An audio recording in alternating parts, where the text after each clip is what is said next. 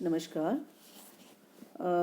आइए आज हम फिर से जो रामवृक्ष बेनीपुरी जी हैं उनके एक महत्वपूर्ण अवतरण की व्याख्या करते हैं।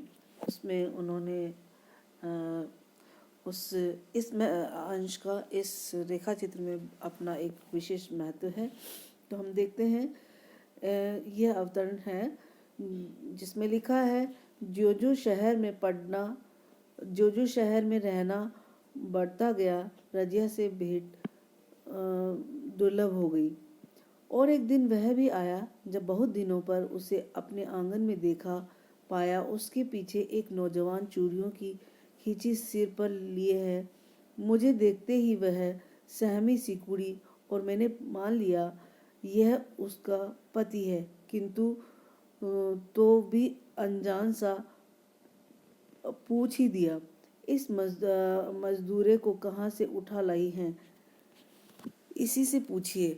साथ लग गया तो क्या करूं? नौजवान मुस्कुराया। रजिया वहसी वहसी बोली, यही मेरा खालिद है, मालिक है, मालिक। इसमें खालिद मतलब पति, उर्दू भाषा में खालिद का मतलब होता है पति। तो यही मेरा खालिद है, मेरा खाविंद है, मेरा मालिक। इसमें सबसे पहले हम प्रसंग लेते हैं जिसमें हमें बताना है कि रामवृक्ष बेनीपुरी द्वारा रचित रजिया शीर्षक रेखा चित्र से अवतरित है।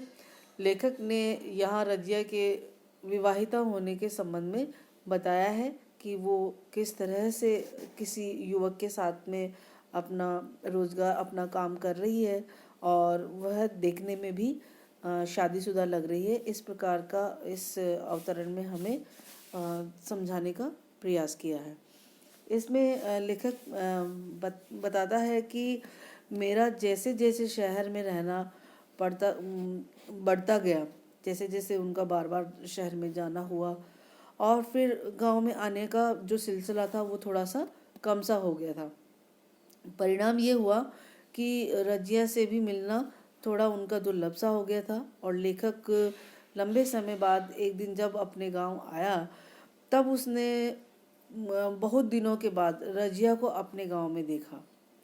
और उस समय रजिया वैवाहिक जीवन से जुड़ चुकी थी, क्योंकि लेखक ने देखा कि रजिया के पीछे पीछे एक नौजवान चूड़ियों से भरी डालियां लेकर उसका अनुगमन कर रहा था, मतलब उसकी अनुगमन कर रहा था, उसको पीछे पीछे चलते हुए कि वो उन्हीं उसके साथ ही है। तो लेखक इस बात से कहना चाहता है कि रजिया ने जैसे ही लेखक को देखा तो थोड़ा सहम सी गई थी, मतलब उसको समझ नहीं आ रहा था कि मैं आज जो कभी सामाजिक लिहाज से अपने आप को किसी तरह से दूसरों की नज़रों से बचाकर जो लेखक है उसके साथ में मैं बातचीत करती थी और थोड़ा उसके मन में एक लगाव का भाव भी था। आज वह लड़की अकेली नहीं बल्कि उसकी शादी हो चुकी है और वह शादी के उपरांत जब पहली बार लेखक को देखती है तो वो थोड़ा सहम सी गई और अपने मतलब एक तरह से मतलब जानकर जो उसके मन में जो संकोच भाव पैदा हो गया था उसके कारण थोड़ी सी वह सिकुड़ सी गई, ठिठक सी गई, मतलब मन में अपने आप को थोड़ा सा रोक लिया उसने। उसकी शारीरिक और मानसिक स्थिति को देखकर लेखक को तुरंत ही समझ में आ गया था कि उसका जो अनुगमन कर रहा है, उसका फॉलोअर जो है, उसके पीछे पीछे चलकर आ रहा है, वो नौजवान कोई और नहीं हो सकता, जरूर इसका पति ही होगा।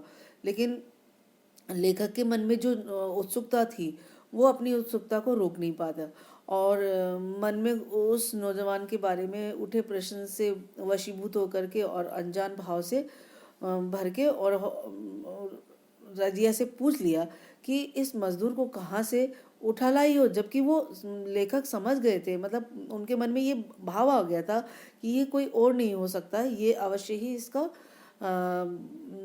जीवन साथी होगा। फिर भी उन्होंने ये पूछ लिया और रजिया ने अपने स्वभाव के आधार पर लेखक से कहा कि आप इससे ही पूछ लीजिए। यह मेरे साथ लग गया, अब मैं क्या करूं? रजिया की जो उत्तर देने का तरीका था वो सुनकर नौजवान मुस्कुराने लगा, जैसे कि बचपन में भी लेखक जब रजिया और बबुआ दोनों मिलते थे तो वो किसी बात का बोलकर जवाब नहीं देती थी, वो अपनी गर्दन को हिला दिया करती थी।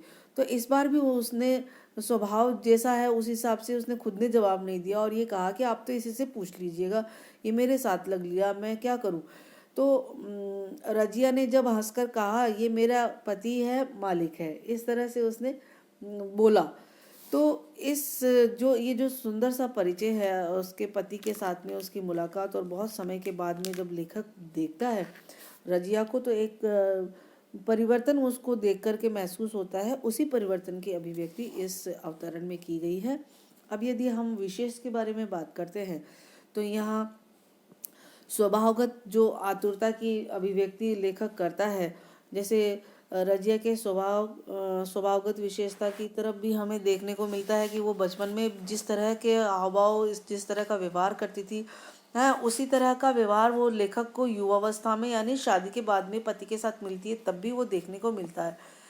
और यदि भाषा के बारे में बात करें तो सरल सहज है और वर्णनात्मक शैली है और संवादात्मक है और बहुत ही अच्छी जो अभिव्यक्ति इसमें दी गई है। पाठक का मन एक अपनी ओर मन को मोह लेने वाली है। तो ये आज का हमारा जो अवतरण है वो पूरा हुआ। आज के लिए बस इतना ही। हम